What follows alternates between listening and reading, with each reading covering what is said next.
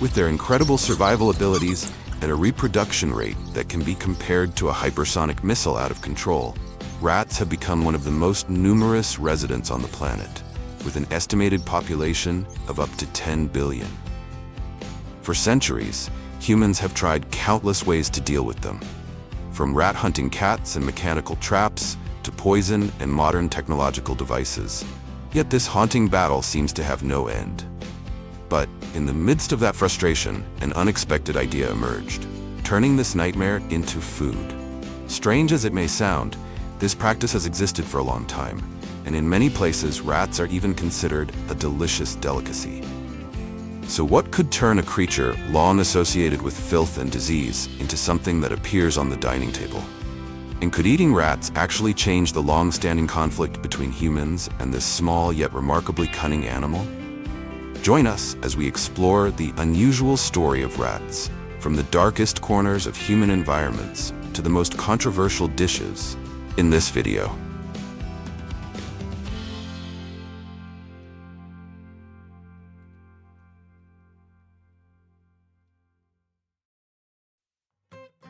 Rats are among the fastest reproducing mammals in the animal kingdom. A female rat can become pregnant after only about 21 days, giving birth to 6 to 12 pups per litter, and just a few months later, the new generation begins reproducing as well. Under favorable conditions, a single pair of rats can multiply into hundreds or even thousands within a year. Beyond their explosive population growth, rats have also been linked to some of the most devastating diseases in history. The most infamous example is the Black Death of the 14th century, when plague bacteria spread by fleas living on rats killed up to 200 million people. But rats are not only pests, they have also amazed scientists with their intelligence. In experiments, rats can quickly find their way out of complex mazes, remember routes, and learn from their mistakes. This cleverness has led humans to use them for unusual tasks. In Africa, giant rats have been trained to detect landmines, thanks to their extremely sensitive sense of smell and bodies light enough that they do not trigger the explosives. As a result, they have helped locate thousands of landmines left behind after wars. In many cultures, rats carry very different meanings. In China, the rat is the first animal of the 12 zodiac signs, symbolizing intelligence and quick thinking. Meanwhile, in India, at the famous Karni Mata temple, tens of thousands of rats are revered as sacred creatures, and spotting a white rat is believed to be a sign of good luck. And without making you wait any longer, let's step right into a tense battle of wits between humans and this cunning animal to see how people hunt them and how they eventually end up on the dinner table. In New South Wales, Australia, when night falls over the wheat fields, a rather unusual job begins. Each night, farmers and local hunters head out with air rifles and spotlights to track the rats emerging from burrows beneath the fields. During a major outbreak in 2021, the rat population in the region was estimated to reach tens of millions, and an experienced hunter could shoot 100 to 300 rats in a single night when the swarms appeared in large numbers. The weapon of choice is not a large hunting rifle, but usually a small caliber air rifle firing lead pellets, accurate enough to take down a target at close range without making loud noises that would scare the entire swarm away. The reason is simple. Rats may be only slightly larger than a human hand, but they are fast, incredibly agile, and often appear for only a few seconds. With traps or chasing, they usually disappear before anyone can react. That's why in these night hunts, the most important tools are not just the rifle, but patience and a shot that is almost perfectly precise.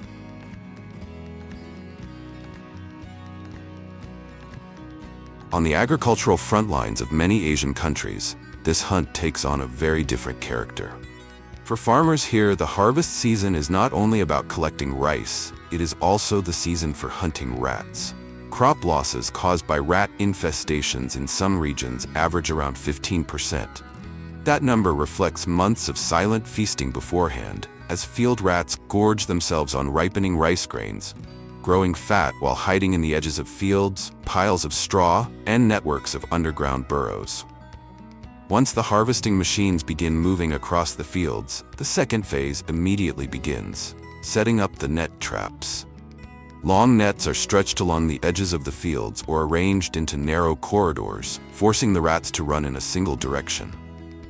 These nets are typically made from durable nylon or fishing line, with tight mesh strong enough to hold them. Standing about 60 centimeters high, tall enough to prevent rats from climbing over. Each net can extend dozens of meters, and at the end of the line sit funnel-shaped cage traps where rats can enter easily but struggle to find their way back out. It is a simple, inexpensive design, yet remarkably effective. No toxic chemicals, no complicated machinery, just a deep understanding of how rats move. In the end, farmers effectively turn the entire field into a giant rat-catching system.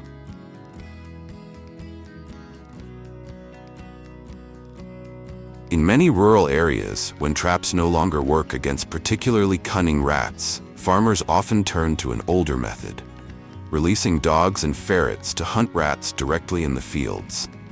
This usually takes place in the early morning or late afternoon when rats are still hiding in burrows along the edges of rice fields. A small group of farmers walks along the field using hose or sticks to open burrow entrances, while the dogs continuously sniff around the embankments to locate exactly where the rats are hiding.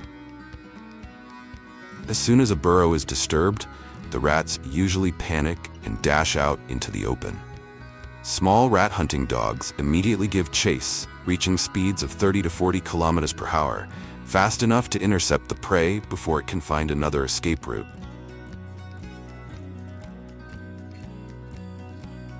But if the rat manages to dive deeper into its complex tunnel system, that's when the ferret is released.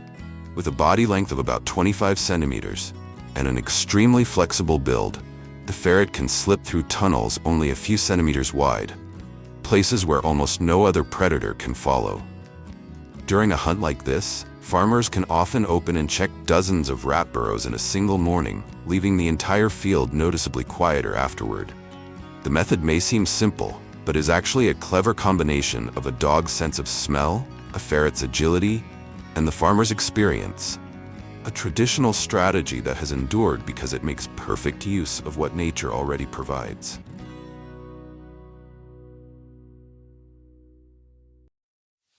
In many rice-growing rural areas, rats are not only crop destroyers but also have a rather unexpected fate on the dining table.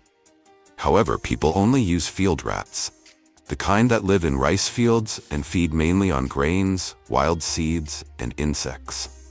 Because of this natural diet, field rat meat is firm, lean, and almost free of the unpleasant odor often associated with rats living in sewers or urban environments. An adult field rat typically weighs around 200 grams, and during major outbreaks, farmers can catch dozens in a single hunt.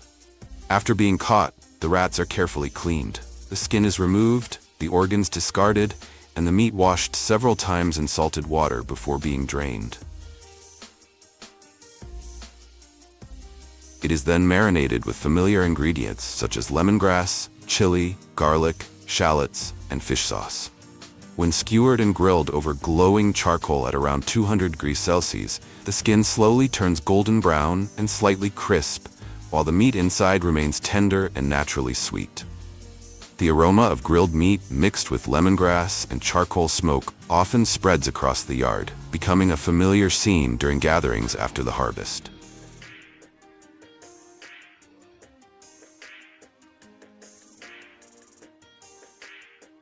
Besides grilling, stir-fried rat with lemongrass and chili is another popular preparation. The meat is chopped into small pieces and quickly stir-fried in a hot pan with minced lemongrass, red chili, and shallots. After just 5 to 7 minutes over high heat, the dish develops a golden color with bright red accents and a rich, spicy fragrance. The meat is tender with a slight chew and a naturally sweet flavor, often served with hot rice or enjoyed as a rustic drinking dish. In many places, field rat dishes are seen as a two-in-one solution. Hunting them not only helps reduce crop damage, but also provides an additional source of food for local communities. From a pest hunted in the rice fields, the field rat is transformed into a rustic countryside delicacy, with a flavor closely tied to the land. It reflects a curious cycle between humans and nature, where a creature once known for destroying harvests becomes a dish remembered by generations of farmers. But the situation becomes far more complicated when the opponent is no longer out in the fields, but inside the human home, under cabinets, behind refrigerators, or in kitchen corners. Rats that live close to human environments are often more cautious, adaptable, and much harder to control. They quickly learn to avoid light, sudden noises, and sometimes even remember places where traps were once set. That is why people don't simply place traps, they design strategies. Modern rat traps take advantage of one of the rodent's biggest weaknesses, an extremely sensitive sense of smell, and a constant search for food. A small scent, such as peanut butter, grains, or leftover rice, can attract a rat from more than 10 meters away. And that scent becomes the quiet invitation that draws them closer. These traps are carefully designed. The bait is usually placed deep inside the device, forcing the rat to step directly onto the trigger mechanism. Once the rat touches that sensitive point, even with very little pressure, the mechanism activates instantly. Everything happens in a split second, fast, precise, and often with very little noise. What makes these traps effective is not brute force, but an understanding of rat behavior. Rats constantly investigate new smells and search for food within their territory. Ironically, that very instinct often leads them straight into the trap. In that sense, a well-designed rat trap is not just a tool, it is a small exercise in psychology, where human observation and ingenuity stay one step ahead of a remarkably clever animal.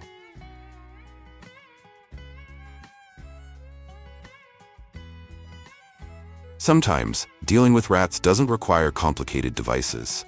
In fact, one of the most surprisingly effective traps can be made with just a bucket, a little water, and a small piece of bait. The idea relies on two well-known traits of rats: their extremely sensitive sense of smell and their constant search for food during the night. The trap itself is very simple. A bucket about 25 to 30 centimeters deep is placed on the floor or along a wall, areas where rats usually travel. A small plank or wooden stick is set up like a ramp, guiding the rat toward the bait placed above the bucket. Drawn by the smell, the rat walks along the ramp, but the surface near the bait is often unstable or slippery. With one wrong step, it loses balance and falls straight into the water below. What makes this trap interesting is its quiet persistence. A rat can swim for several minutes, but the smooth sides of the bucket make it extremely difficult to climb back out. In places where rats follow the same paths each night, a single bucket trap can sometimes catch multiple rats overnight.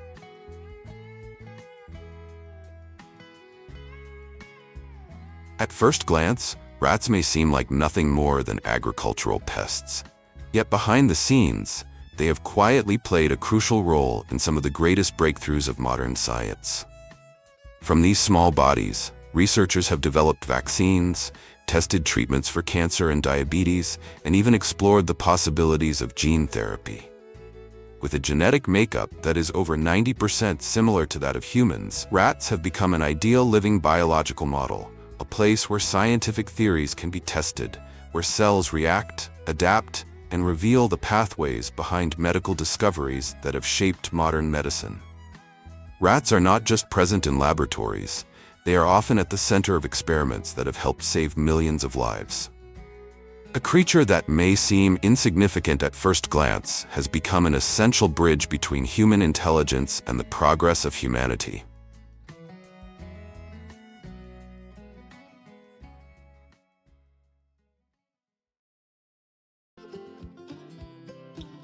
More than 1,500 municipalities have already reported serious damage caused by this hybrid species. Weighing up to 200 kilograms, these massive animals often move in herds of 20 to 100 individuals, capable of trampling newly planted crops within minutes. Beyond their ability to evade traps with remarkable speed, they are also far less fearful of humans than pure wild boars, a behavioral trait inherited from domestic pigs, making encounters with people increasingly unpredictable.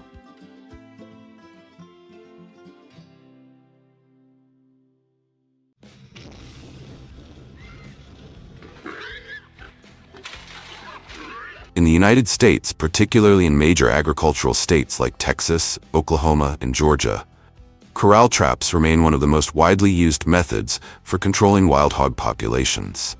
These traps are typically large circular or square steel enclosures, baited with corn or grain to lure entire sounders inside. A well-designed trap must meet several key requirements. It needs to be large enough to hold a full group, equipped with a strong gate that only closes when most of the animals are inside, and placed along the hog's regular travel routes. For experienced trappers, a few small techniques can make a huge difference. They often pre-bait the site for several days so the hogs become comfortable entering the trap, use remote cameras to monitor herd behavior, and only trigger the gate when nearly the entire group has gathered inside. Once a trap has been carefully prepared and set, patience becomes the most important part of the process. But when the gate finally drops, a single successful capture can trap dozens of hogs at once, from large adults to young piglets. One reason why corral traps remain a top choice for farmers and wildlife control teams. Even so, despite being one of the most important control methods, experts emphasize that trapping alone is not enough. It must be combined with hunting and large-scale monitoring to truly slow the explosive growth of wild hog populations. And beyond North America, people across different regions of the world have developed many other strategies to confront this destructive species. That's exactly what we're here to explore. How many other tactics humans have devised in the ongoing battle against wild hogs?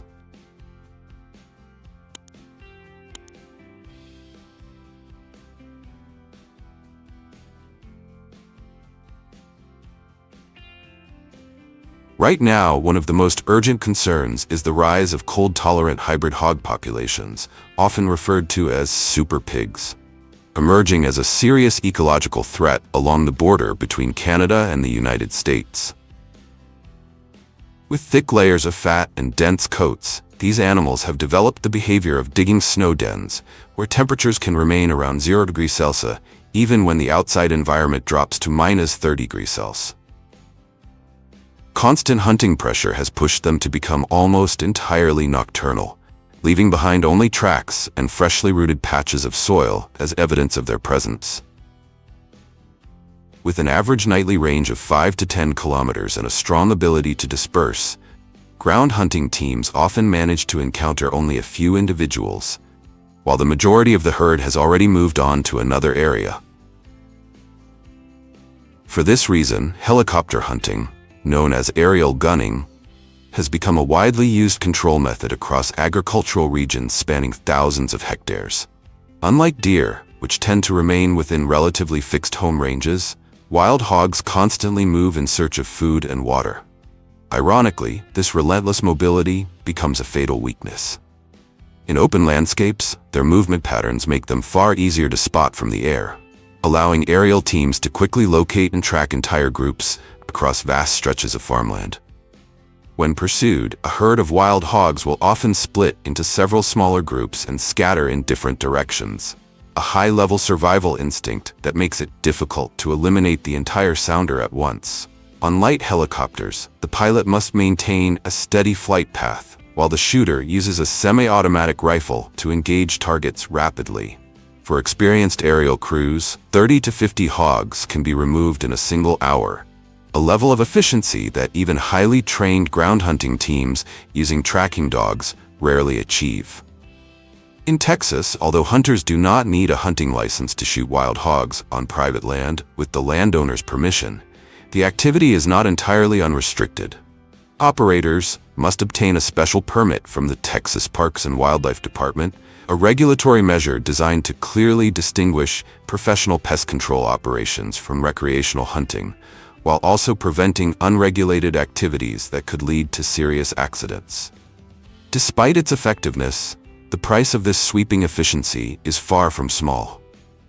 Operating costs typically range from $800 to $1,500 per flight hour, and when fuel, surveillance drones, and ground support teams are added, the seasonal budget for controlling hog populations in a single region can easily exceed $100,000. More concerning still, the hogs that survive these aerial raids can quickly change their behavior. They retreat deeper into dense vegetation and become extremely wary of the sound of helicopter engines. This phenomenon even has a specific term among wildlife control teams: helicopter shy. Over time, this makes the expensive tactic less effective, as the animals learn to remain motionless beneath thick tree cover, effectively avoiding detection by thermal cameras. As a result, the success rate of subsequent aerial operations can drop sharply once the hogs adapt to the threat from above.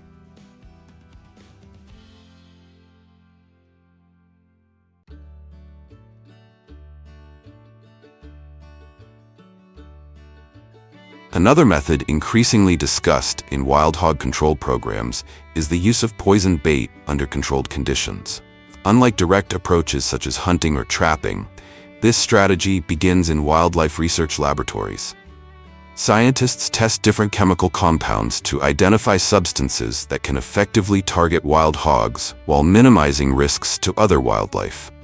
One of the most widely studied compounds is sodium nitrite. When mixed into bait, such as grain or fermented feed, the compound can interfere with the blood's ability to carry oxygen in animals that ingest it.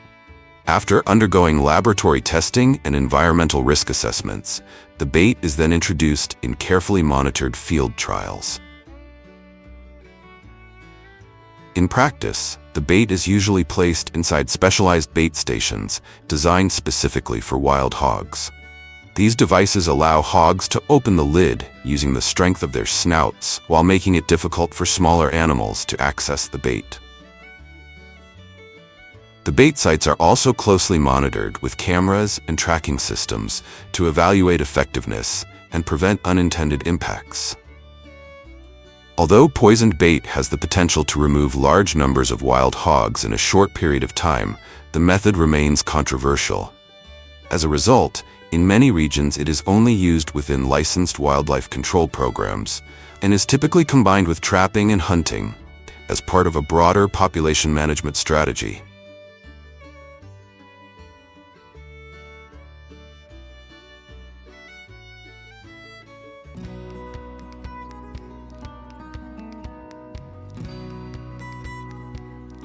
With just 0.5 grams of king cobra venom, more than 100 adult humans can be killed. A snake that has instilled fear in both nature and humans for thousands of years. Despite this, surpassing agricultural powerhouses like the United States, Brazil, and India, China not only dominates the world in total agricultural output value, but has also become the global center for domestication of this creature into a profitable industry, with over 600 farms supplying around 80% of the increasingly sought-after commercial snake market. Surprisingly, this surging demand has sparked a frenzy in Australia, where around 3.5 million snakes are raised annually for their skins, serving the global luxury fashion industry worth an estimated $12 billion USD, with iconic brands like Hermes, Gucci, and Prada. What factors are fueling this booming global fascination for snake farming? Unlike conventional livestock such as beef, chicken, or pork, snake meat stands out with its uniquely delicate flavor, high protein content, low cholesterol, and is considered a premium delicacy in Asian culinary culture. Even more notably, snakes are used to make whole-body infused wines, a type of liquor believed to nourish health, boost vitality, and enhance sexual function for those suffering from sexual dysfunction. Alongside meat and skin, snake venom has become a highly valuable resource, with horse-derived serum enabling leading research centers in the United States, Brazil, Mexico, and Thailand to develop life-saving antivenoms that protect millions of lives.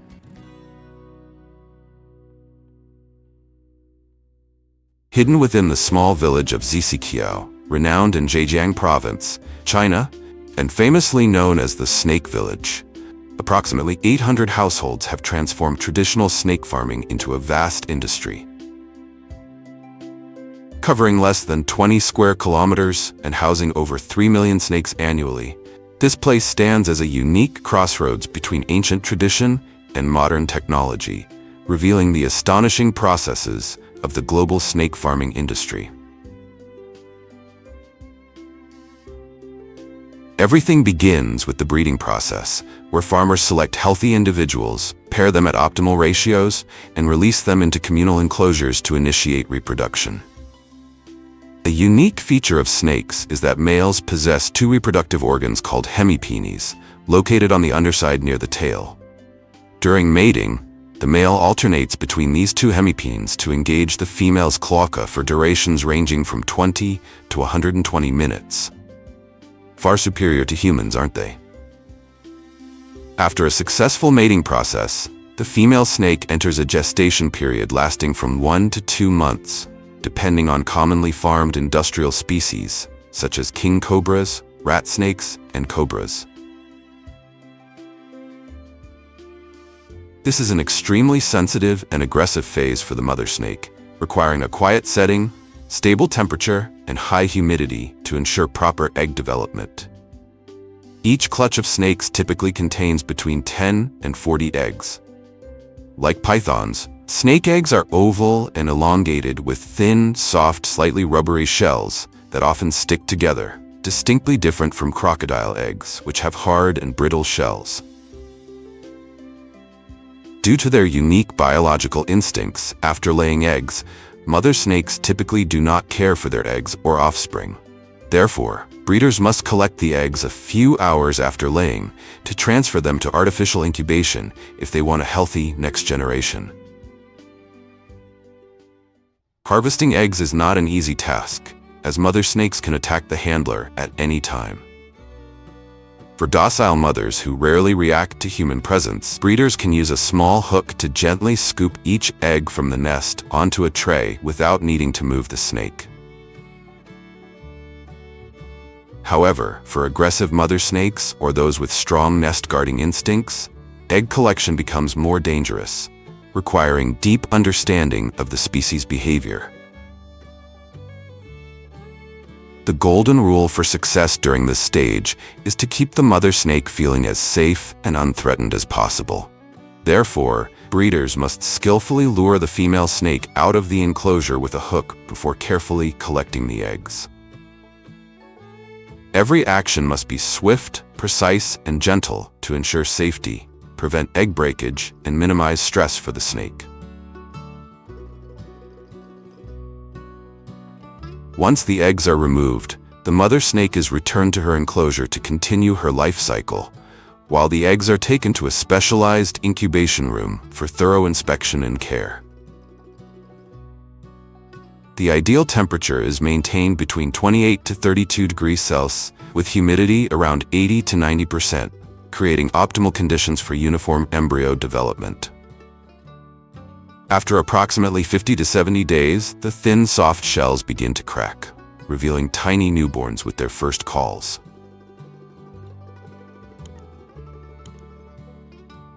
Immediately after hatching, baby snakes are moved to a separate care area. Interestingly, during the first few days, they do not need to eat, as they rely on the yolk sac remaining inside their bodies for nutrition. Now, the next task for the farmers is to satisfy the hunger of millions of ravenous snakes, each one a demanding eater with a diet unlike any other farm animal. After their first shed, usually occurring between 5 and 10 days, they begin their first feedings, typically on small prey such as pinky mice or finely ground feed. This stage is extremely sensitive, requiring breeders to closely monitor each individual to ensure the highest survival rate, which directly impacts the quality of future generations throughout all subsequent processes. For ravenous danger noodles that are weak or fussy eaters, breeders often isolate them for closer monitoring and use methods such as scenting the prey, offering live feed, or gently assisting with feeding to stimulate appetite and improve survival chances. When snakes grow bigger and stronger, usually between 1 to 2 months old after hatching, They are transferred to separate enclosures to facilitate care, management, and size-based classification. To raise a healthy and uniformly growing clutch of snakes that meet commercial standards, diet is the key factor. Compared to their vulnerable early stage, adult snakes require higher protein intake, larger prey sizes, and feeding cycles adjusted flexibly according to each individual's growth rate. Among their favorite foods, especially for king cobras, is quail. An adult king cobra can consume between 0.3 to 0.5 kilograms of quail meat daily, depending on its weight and health status. Breeders typically prepare live quail, remove feathers, and may add digestive enzymes to aid the snake's digestion. Providing clean, fresh feed in appropriate portions is the secret to faster growth and minimizing risks of digestive disorders or mass refusal to eat. The breeder divides the prey into small dishes and places them throughout the snake enclosure, simulating a natural environment to help the snakes easily access and stimulate their hunting instincts. This is also when the snakes can freely choose their preferred prey during their buffet-style feeding. Throughout the entire rearing process, negligence when handling these cold-blooded reptiles can lead to serious consequences, even posing life-threatening dangers. After patiently waiting for about 12 to 18 months, it's time for the farmer to reap the rewards. The breeder goes to each enclosure using specialized hooks or locking rings to quickly restrain the snakes, then gently places them into transport containers lined with fabric bags or mesh sacks to secure them. One thing you might find strange is that after harvesting, the snakes' mouths are often sewn shut with thread or specialized materials to prevent biting. Despite the high risks, this is a necessary job for many to make a living, and those performing it can be bitten multiple times a day if they lack extensive experience. Have you ever been bitten by a snake? Feel free to share your experience in the comments below. Finally, millions of snakes that meet quality standards are transported to specialty restaurants or processing facilities, moving closer to their final mission.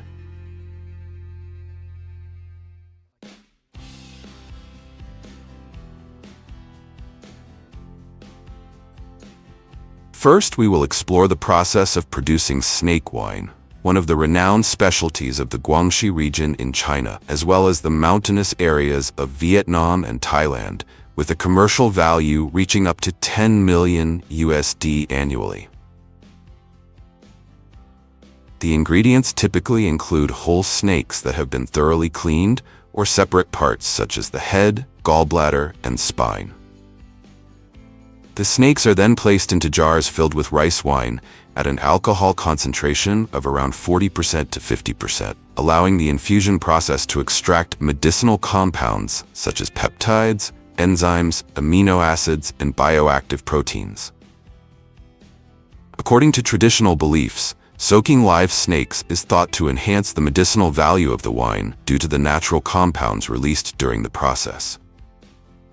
The special thing about snake wine is that the longer it is aged, the more valuable it becomes.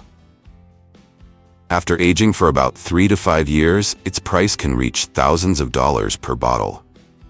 While scientific research has yet to fully confirm its effects, it is widely reputed for its ability to nourish health, boost vitality, and treat certain conditions such as sexual dysfunction, joint pain, and chronic fatigue. Besides that, snake meat is also extensively utilized by humans as a high-protein, low-fat food ingredient and has long been featured in traditional medicine. The processing begins with basic steps, removing the skin and internal organs, retaining the firm, white, tender, and low-fat meat. Then, the meat is cut into chunks or thin slices depending on the intended use or market requirements. But the value of snakes doesn't stop there. Snake skin is a crucial component that generates significant profits, thanks to its uniqueness, rarity, and steady demand in the luxury fashion market. The first step in the snake skin processing is to anesthetize or immobilize the snake, after which workers carefully peel off the skin entirely by hand. This process demands patience, precision, and steady hand pressure. Just one slip can tear the skin, cause scale loss, or damage the pattern, which are critical factors in determining the final product's value. After being thoroughly cleaned of blood and mucus, the skin is salted for about 12 to 24 hours to preserve it and prepare it for the tanning process. Following tanning, the snake skin is stretched onto frames to flatten and shape it properly, ensuring a smooth surface for further processing.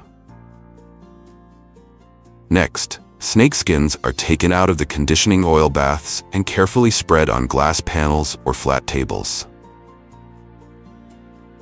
Skilled artisans use rubber squeegees to evenly distribute the oil, remove air bubbles, and press the oil deep into the fibers. Then the skins rest for 6 to 12 hours to allow full absorption and surface stabilization before final finishing. Delving further into the core of the process, after dyeing, skilled artisans employ high-speed polishing wheels, spinning between 1,500 and 3,000 RPM, to carefully buff the surface of the snakeskin, accentuating the distinct scale patterns and producing a natural shine. Following polishing, the snakeskins move through an automated spraying system that applies a uniform protective layer, enhancing gloss, locking in color stability, and safeguarding the surface, readying the skins for final inspection and export. It's no coincidence that fashion houses like Gucci, Hermes, and Versace favor this material. Snakeskin is not only lightweight, durable, and flexible, but also features unique patterns, each piece a natural fingerprint that cannot be duplicated, making it ideal for handcrafted luxury products valued at hundreds of thousands of dollars. That is not the end of the value chain.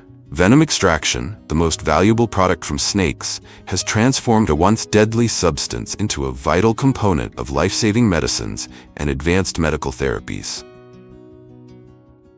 The process begins with a seemingly simple yet inherently dangerous step: milking the snake for venom. Each snake selected for milking must meet strict criteria. It must not be shedding, not stressed, and fully recovered from the previous milking.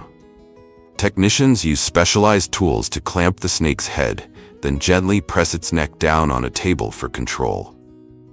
As a defensive reflex, the snake bites through the rubber membrane, causing venom to drip into the vial. This clear liquid, sometimes with a golden or pale green tint, is the raw material for the billion-dollar anti-venom industry. Although only about 10 to 30 milligrams of venom is collected per session, just 5 milligrams of cobra venom can be fatal to an adult if not treated promptly. Immediately after collection, the venom is rapidly frozen or lyophilized to preserve its biological activity, as the enzymes in venom are extremely sensitive to temperature and light. Any slight mishandling can render the entire batch worthless. After collection, the venom is diluted and injected in increasing doses into large animals, such as horses, to stimulate the immune system to produce specific antibodies against the toxins.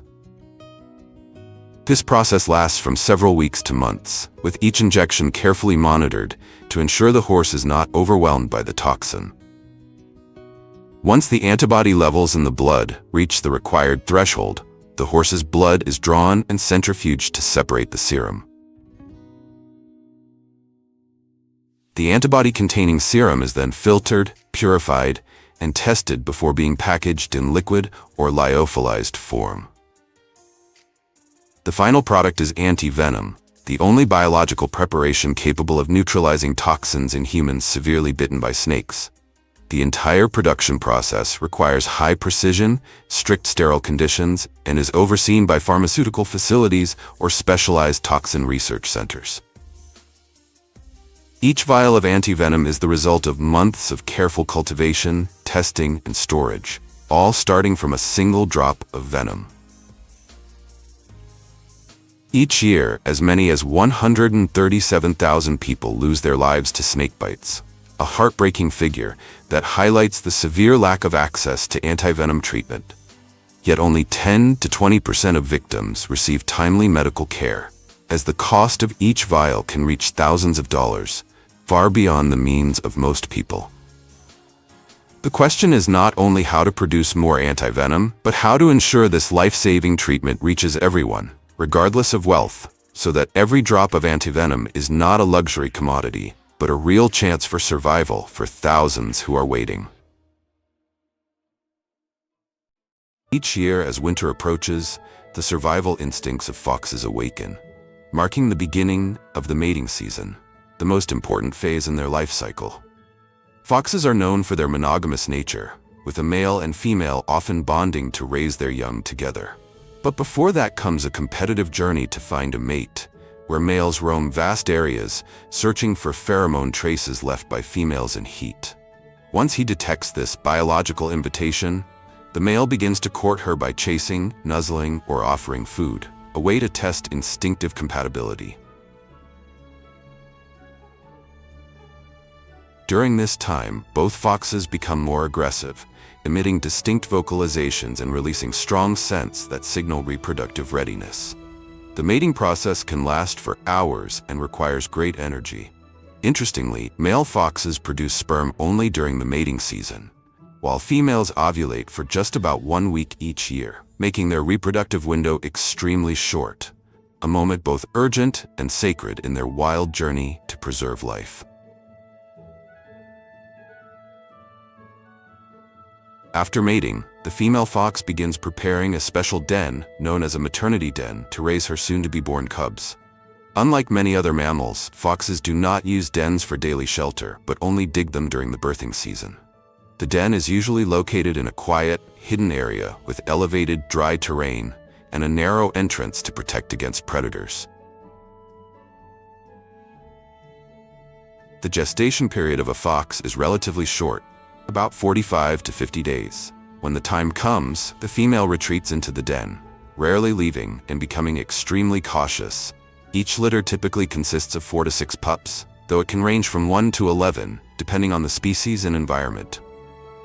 The newborn cubs are blind, deaf, and entirely dependent on their mother for the first few weeks. During this time, the male fox provides food, while the female stays inside, nursing and keeping the cubs warm.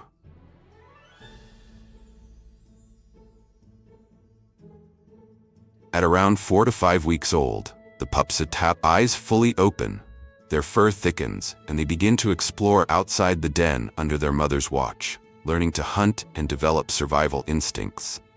By 6 months of age, young foxes start living independently, stepping into the wild world where a single misstep could turn them into prey for hunters or the unseen traps that await.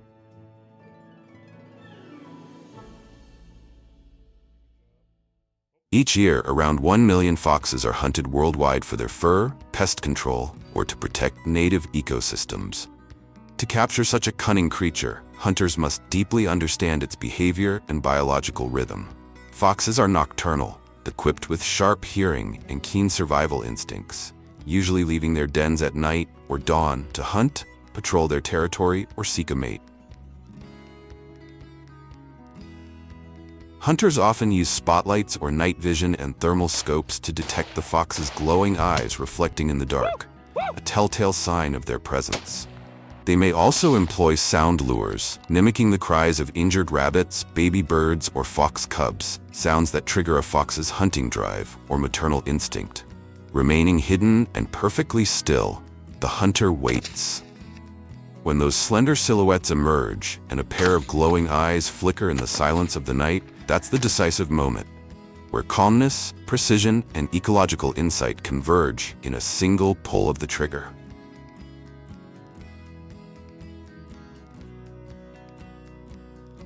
Although less effective, daytime fox hunting is still possible, especially in cold seasons when foxes emerge earlier to forage. The common method is spot and stalk. The hunter follows tracks, droppings, or sounds and closes to an appropriate shooting distance. Camouflage, wind direction, and silent movement are crucial, since foxes have highly sensitive hearing and smell.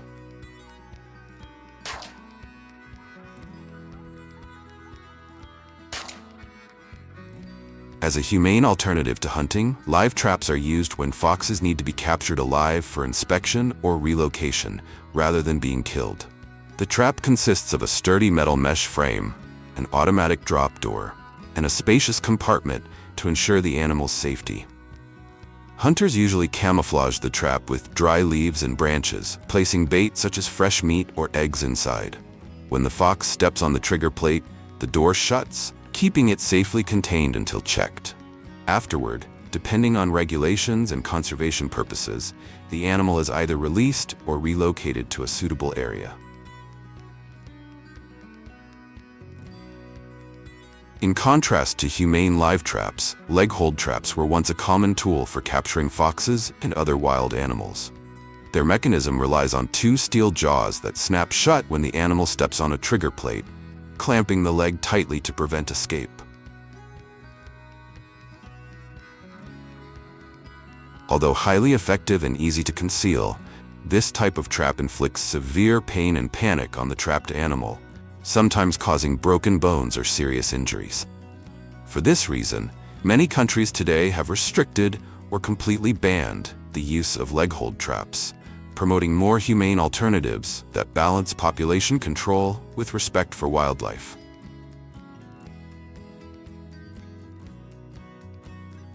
In many regions, fox hunting is only allowed with a valid license during the designated season and within specific areas, following humane principles such as prohibiting hunting during pregnancy or when the fox is raising young. At the same time, numerous rescue farms and conservation centers have been established to care for, rehabilitate, and release captured or injured foxes back into the wild.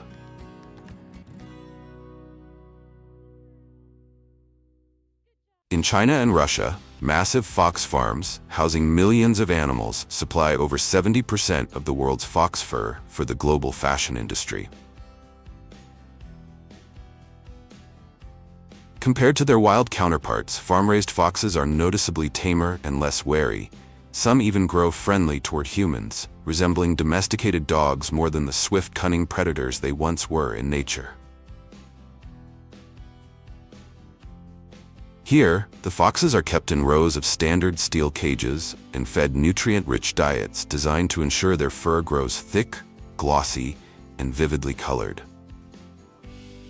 Once they reach the ideal size and their coats achieve commercial-grade quality, they are selected for harvesting, providing raw materials for the luxury fur manufacturing industry. The fox fur harvesting process begins with carefully preparing the pelt to keep it clean and smooth.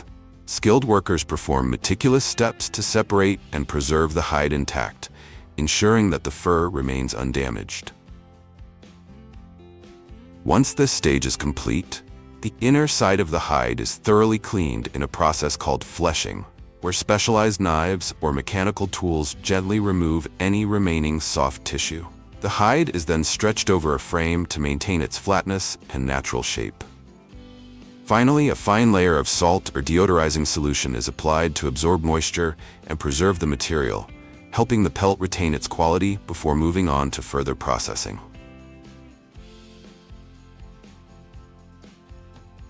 After being salted, cleaned, and dried, the pelt enters the tanning stage, where raw hide is transformed into a durable and supple material.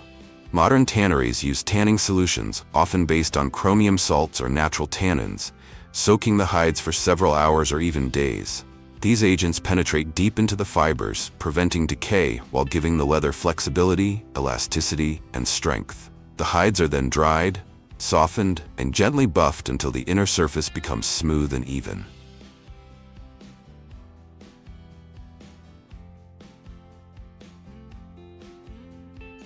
When tanning is complete, fox pelts are graded by color, hair length, sheen, and overall uniformity. The finest pelts, usually in rare shades such as silver, blue, or white, are reserved for luxury fashion. Artisans cut the pelts according to patterns and sew smaller pieces together into larger panels. hiding the stitches carefully beneath the fur. This requires extreme precision, as even a few millimeters of misalignment can disrupt the natural flow and reduce the garment's value.